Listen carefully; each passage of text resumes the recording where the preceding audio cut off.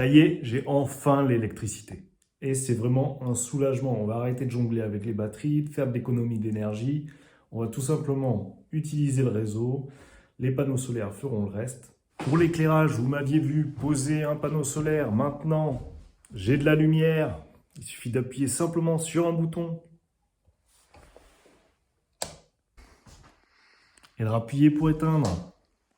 Simple. Des prises alimentées partout. Tout est fonctionnel. En termes d'électricité, le reste, il faut voir. Alors, pour vous expliquer un peu, j'avais bien le Linky, mais je n'avais pas pris d'abonnement, tout simplement parce que ça me coûtait trop cher. Alors, je fonctionnais sur un groupe électrogène et une batterie Bluetooth, donc qui pouvait être alimentée directement par les panneaux solaires.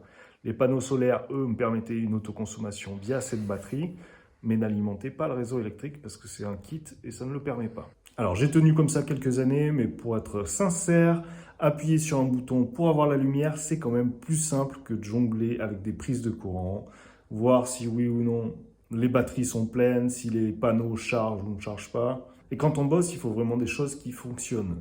Alors si l'imprimante 3D se met en plein milieu de la nuit à s'arrêter, ça peut être problématique. Si on en a 5 en plus qui fonctionnent, ça devient encore plus problématique. Si tu as 5 impressions 3D qui ratent la même nuit, et que ça repart pas le lendemain, il faut tout recommencer. Donc tu perds du temps, de l'argent et du travail. Alors là, quand même, on arrive à un juste milieu. Dans la cuisine, on a un éclairage fonctionnel, l'électricité qui arrive par des prises en continu, donc c'est bien. On va faire un petit peu le tour de l'installation pour que vous puissiez vous en rendre compte. L'histoire commence dans la cave avec le Linky qui est allumé et une installation électrique toute neuve.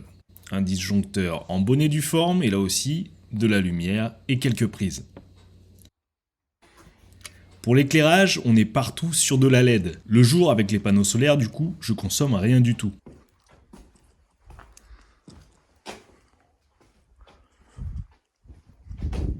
Ensuite, la chaudière, elle est branchée. Avec l'arrivée du froid, il va falloir que je la remette en marche. Sur ce mur, je pense installer des étagères. Et il va falloir aussi que je m'intéresse à l'isolation sous le plancher. On va y venir dans une vidéo dédiée, patience.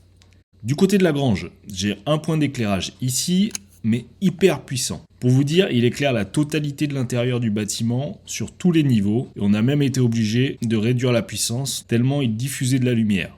On a ici quelques prises pour les outils et une prise pour le four à céramique. Ici, c'est un petit nouveau, un four à décor pour tout ce qui va être chromo et peinture.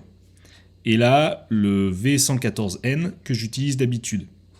Et là, le petit dernier, mais qui n'est pas opérationnel. En tout cas, pas encore, parce que je suis en monophasé et lui est en tri. Et il a une histoire un peu particulière, il fera l'objet d'une vidéo entière, parce que lui, c'est une aventure vraiment. De l'autre côté, au niveau des tablettes, j'ai aussi fait installer des prises, il y en a beaucoup. Ça sera le côté impression 3D avec d'autres machines, mais j'ai encore quelques soucis d'humidité à régler avant de tout installer. Voilà, on a quelques boîtes de dérivation un peu partout. On a un chemin de câble. Et là-haut, par les combles, tout un tas de choses qui va permettre de desservir donc la salle de bain, la cuisine, les chambres.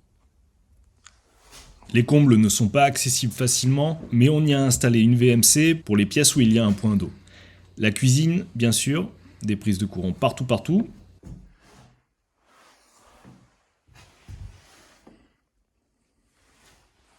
Dans le couloir, il y a 4 points lumineux. Là, ils pendent, mais c'est à encastrer après peinture. Dans les chambres, un point central. Les fuites d'eau dans le plafond avaient fait tomber celui-ci. Il reste encore à poncer, à lisser et à repeindre. La salle de bain, 3 spots étanches. On va rajouter quelques petites choses, mais on verra ça quand je referai la douche. Les WC, tout simple. Il reste encore du taf, comme vous pouvez le voir. Voilà un petit peu le tour du propriétaire. J'espère que vous avez aimé cette vidéo. Ça vous aura donné quelques idées un petit peu pour votre intérieur. Et puis on se retrouve très vite pour une nouvelle. À bientôt.